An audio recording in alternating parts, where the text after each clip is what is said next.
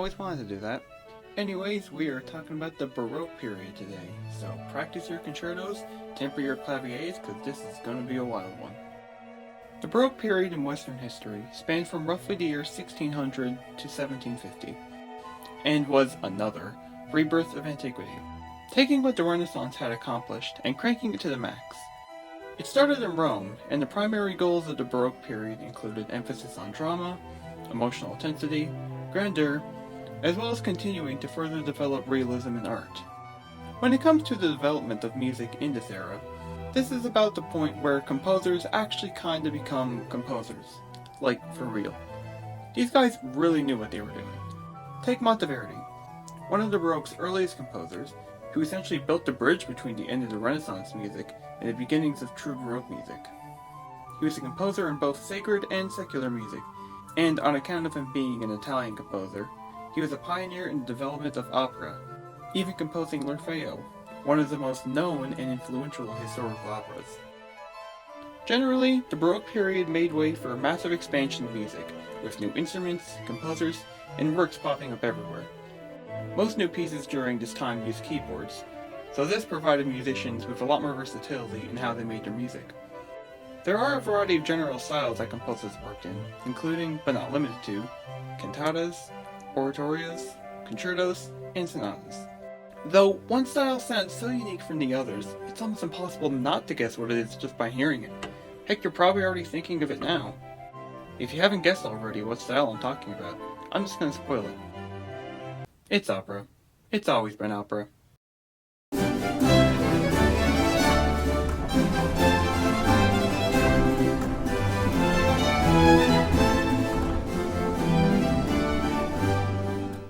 Opera is a musical style where vocalists, orchestration, and visual storytelling all merge together to make a dramatic spectacle worth watching.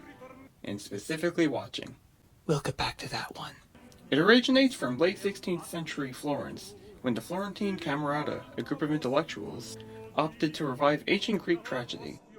To accomplish this, they developed a style, recitare cantando, which integrates regular speech into musical phrasing.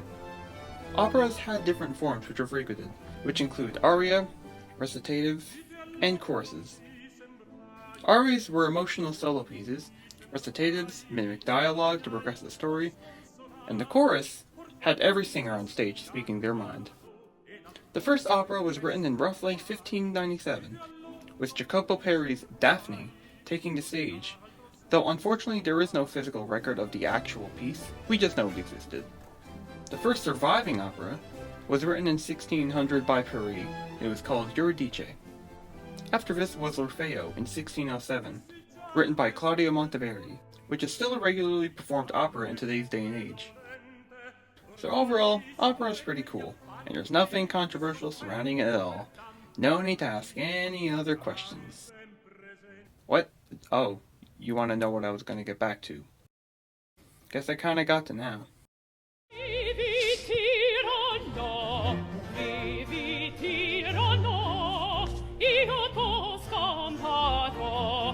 So what did I mean when I said opera was a dramatic spectacle worth watching, and specifically watching? Well, I'd be lying if I didn't say opera was something of an acquired taste. A lot of opera sounds pretty expressive in their vocals, and even to a point where it may sound overdramatic. So generally speaking, why wouldn't people like opera?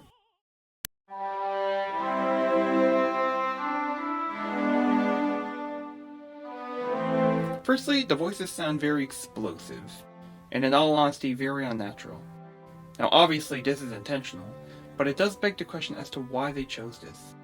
The best way I could describe the sound of opera singing is when you were like 6 or 7 years old, playing with your Legos, and your mom comes in to tell you that supper's ready, but you forgot to tell her that you were playing with Legos.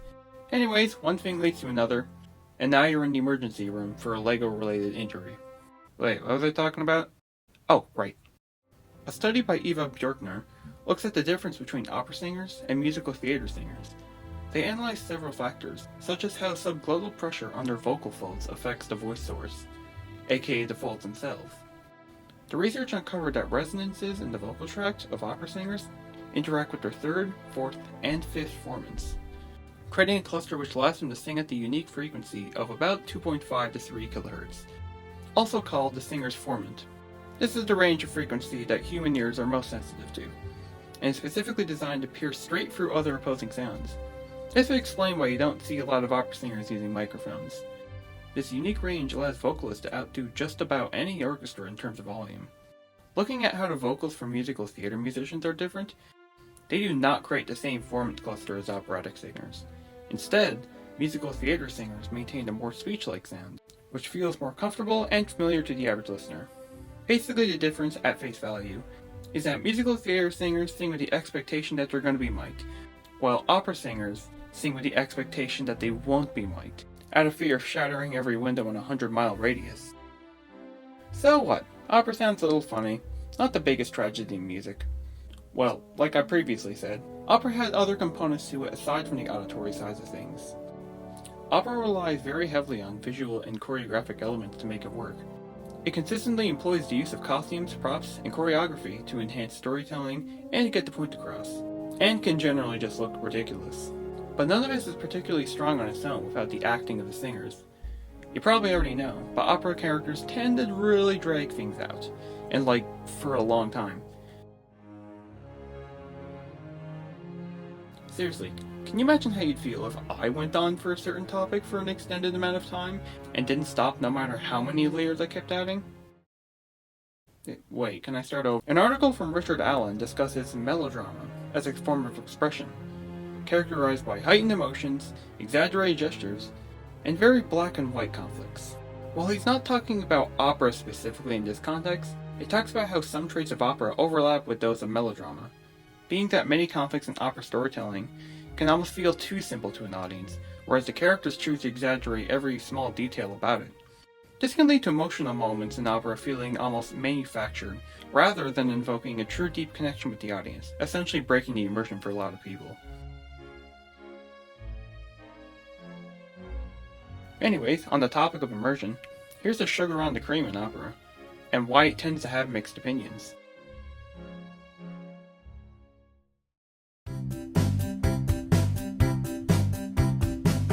Almost no one knows what's actually going on. The libretto in opera, otherwise known as a text, is often difficult for listeners to tune into and understand what's being said. A news article from Bertram Schwarzschild comments on another study from the University of New South Wales, where the acoustic physics of high-pitched operatic singing was examined.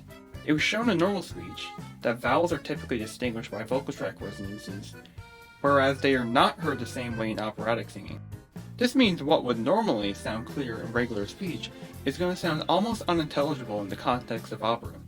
It was also noted that even if the opera is in your native language, you'd still probably have a lot of trouble understanding it. So, just remember, if you're watching an Italian opera and can't catch a single word, you can rest easy knowing that neither can the other Italians in the audience. So yeah, you really gotta be watching intently to stay focused.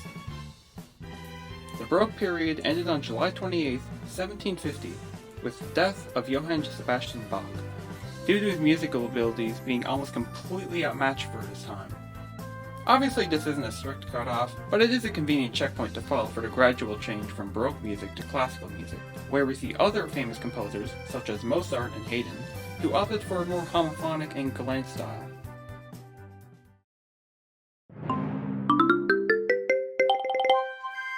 So to recap, the Baroque period of music was a very rich, emotional, and virtuosic time to be a musician, and this is further supported by the characteristics of opera. Opera is a very expressive and detailed art form, but when it comes to features which may not be appreciated by everyone, opera is something of a double-edged sword.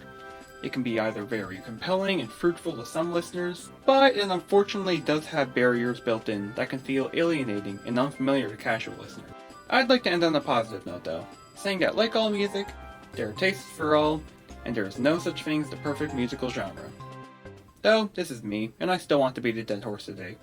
And I can't do it with opera, so I'm gonna have to resort to good old reliable. Pineapple does not belong on pizza. Anyways, that's all I have to say. Stay in school, wear your seatbelts, and I'll see you in the new year.